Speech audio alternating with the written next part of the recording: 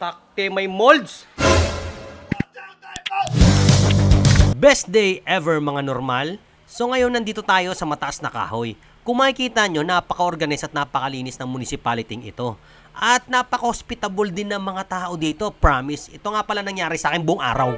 Welcome to Research and Planning Department. Welcome to Agriculture's Office. Welcome to Civil Register Office. Welcome to Accounting Office. Welcome to Assessor's Office. Welcome to Assessor's Office. Best day ever! Wala ibang daan na ano? Ay no, si Payong si Sir oh. Payong ka eh. Sobrang nag-enjoy talaga ako sa company ng mga taga-mataas na kahoy. At syempre, ginutom kami at namasyal kami. Ito nga pala sunod naming istorya. Alam nyo mga normal, sobrang challenging ng araw na to. Alam nyo kung bakit? Sobrang challenging. Basta sobrang challenging siya kasi nagsisimula na sana ako. Umulan naman. Yan o, umuulan no. Umuulan boy. So ngayon maghahanap tayo ng spot na kung saan pwede tayo makapag-start maglakad-lakad, di ba? Para healthy ang ating puso at the same time kumikita ka pa. Alam mo paano tayo pinaglalaro ng tadhana mga normal? Kanina kasi, ang dilim ngayon. Umulan na. Ang dilim kanina ngayon, no? Grabe ang init, to. Pusang gala. Gusto ko talaga yung idea yung kumikita ka na, masaya ka pa. Panoorin nyo to. Channel 83, mabuhay! So ngayon mga normal, yan yung si Madam, 36 years old, 37 years old, may sariling paupahan, may sariling business dito, o may pinaboundaryhan pa, tinan mo. Yan yung mga kapanahunan namin, mga batang walang choice, yung lumaki sa hirap talaga, kaya hustler, alam mo yung ganon, hindi nyo mararating yung mga diskarte na katulad nito kay Crystal kung kayo ay komportable ngayon, kaya habang bata, kailangan makaranas na ng hirap, no? Ang payo ko sa mga magulang, huwag niyong palakihing spoil ng mga anak niyo. Payo mo atas anak mo yan eh. Oo, porque mahirap tayo is ayaw natin ipadaan sa ating mga anak ang hirap. Pero mas maganda pahirap natin, padaan sa ating mahirap. Oo, kasi ngayon wala sila matutunan. Kaya nga. Sobrang agree talaga ako sa'yo, Madam. At ito yung sunod na nangyari. Kumain pala ako dito sa may isang kantin. Sa kanya kain tayo dito, di ba may libatang kalamansi? May kutsilyo din, siyempre. Pero yung kutsilyo nila, may... ano, bubuhayin mo ba ako? Papatay. Puro kalawang to. Wala ka ba kutsilyo na ano? Walang kalawang. Binigyan ng kalamansi, may kutsilyo ko. Ito pang hiwa nila ng kalamansi, o di ba? Pampaiksi ng buhay. At syempre, na-maintain ko pa rin na walang rice. At nakasalubong ko pala yung mga Wimalvar. Naniniwala talaga ako sa tadhana eh. May dahilan kung bakit napadaan ako dito eh. Nakita ko sila press, yung mga girls nila oh. Women's, Wimalvar. Wimalvar. Ang leader, Samahan ng kababaihan. kasamahan ng mga kababaihang makukulit. Ay, hindi na makulit. Magagaling pa. Oh, di ba? Ang dami nila at ang saya pa nila. Grabing energy talaga. Tingnan nyo. Wimalvar! Mabuhay ang Wimalvar!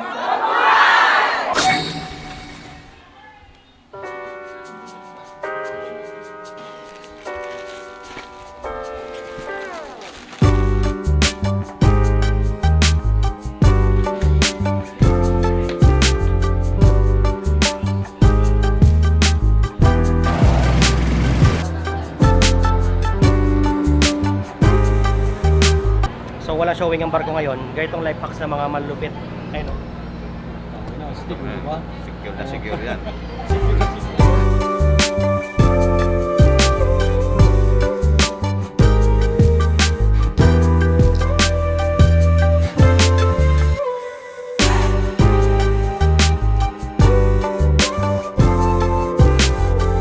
Kaya mo sakyan, ma'am?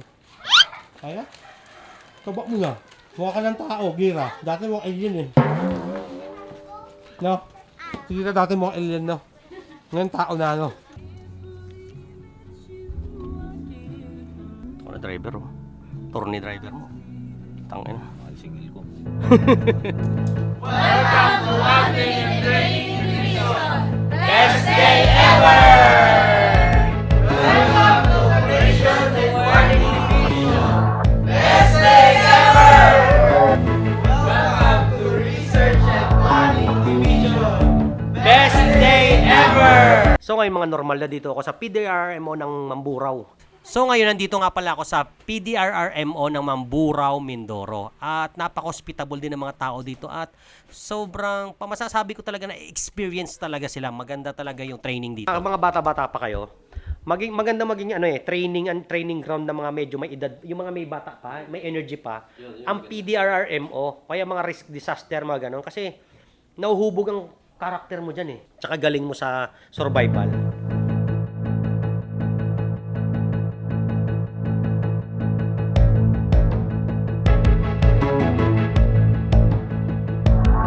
Dito tayo sa bagong kitchen. May magandang kitchen dito. Ay, magandang kitchen. May dragon pa tayong bantay. Malapit.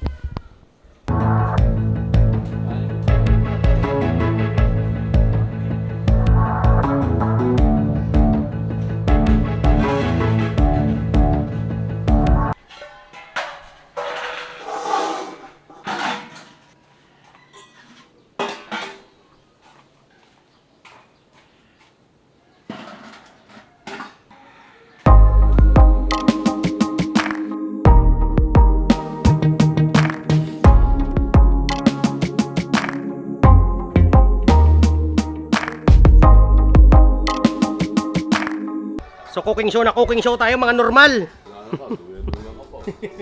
Duyan pa.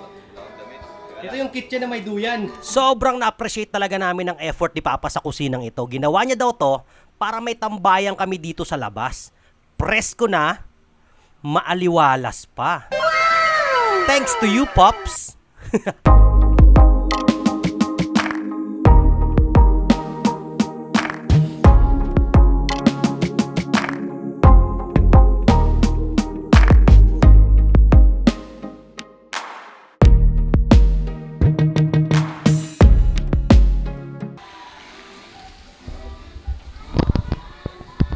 Kawaling malaki ang gamitin mo. Nako. Wala talaga akong masabi sa ganda ng kusinang ito. Pwede na talaga tayong mag-cooking show dito.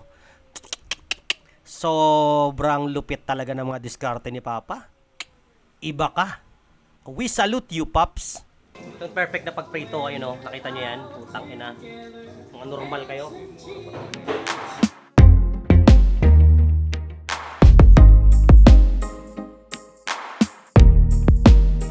Alam nyo mga normal. Hindi na ako magtataka kung magkaka-diabetes ka sa bahay na to. Tingnan nyo ha. Puro putang ina, puro matatamis. Papakita ko sa inyo. Pakita ko sa inyo ha. Tingnan natin. Okay, gusto mo natin sa labas. Wala. Mini cheese. Ryan, ano ba? Ano bang pangalan mo, Brad? Ryan, ano? Ano lang po? ARBIE.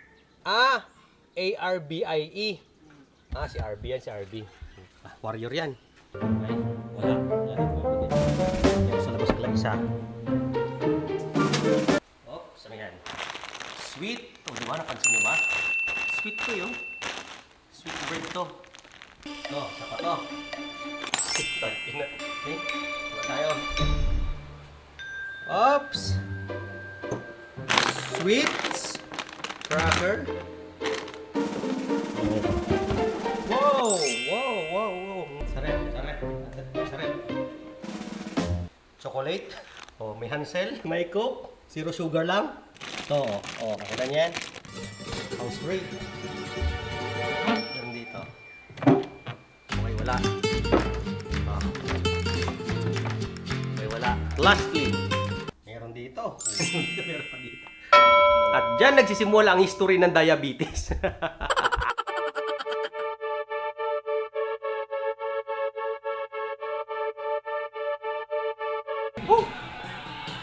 Habang wala pa yung niluluto natin, ito yung pinakamalupit na gagawin, di ba? Ganito ang kitchen namin. Kitchen na, gym pa. Whoop! Ganyan lang po yan kasi kaya po nagaganyan yan kasi mamaya kakain siyang marami. Guilty ang tawag daw. Guilt eating. Nagbabawas muna ng calories. Double purpose to eh. Pwede ka mag pag-sit up, Ano yan? Ito na nga mga normal. Medyo may katakawan ako pagdating sa tinapay. Ang hindi ko alam, yung tinapay pala ay last day niya ngayon. Pero hindi naman dapat mapanis siya eh. Pero ang napansin namin, best. Oh, before, di ba? Ha? Dapat kinain mo siya kahapon. Oh.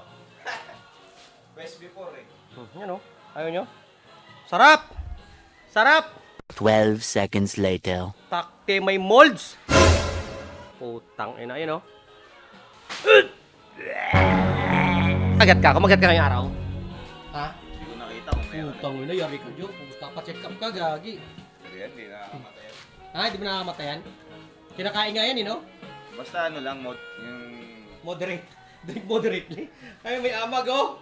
Oh. Sobrang dinamdam ko talaga yung pangyayaring yon. Kaya naisipan ko mag-exercise at mag-shot. At mag-exercise ulit. So ngayon, gusto ni Angelo, paupuin ko daw. Gusto ni Angelo, paupuin ko daw sa monoblock. Kulay puting lamesa, dapat bigan. Pinapaupo nga namin sa monoblock, ayaw. Baka naman gusto dito umupo. Buntis yan, no? Baka gusto mag-exercise dito. Kaya wag na kayong magtaka kung bakit tuwing nagbabakasyon kami dito, pagbalik namin may dagdag kaming 5 kilo. Eh ganito ba naman ang routine araw-araw? Kumain, matulog, at mag-inom. Niwala sa akin ni Angie eh. Matagal maano yung yelo eh. O, di ba? Ayaw mo niwala sa akin ni Angie. Tinan mo. Tapos diba sabi ko sa Angie. O, di ba? Mag-iisang oras na siya dyan. Ako kanina, 2 oras na ako dito. Hindi ko matanggal-tanggal. O, siya rin, hindi niya matanggal-tanggal. Naubos na yung...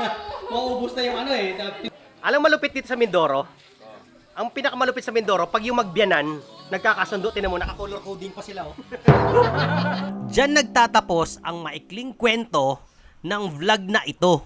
Bakit ganito ako magsalita? Para akong cast of characters ng Ghost Fighter. Abangan ang susunod na kabanata, mga normal.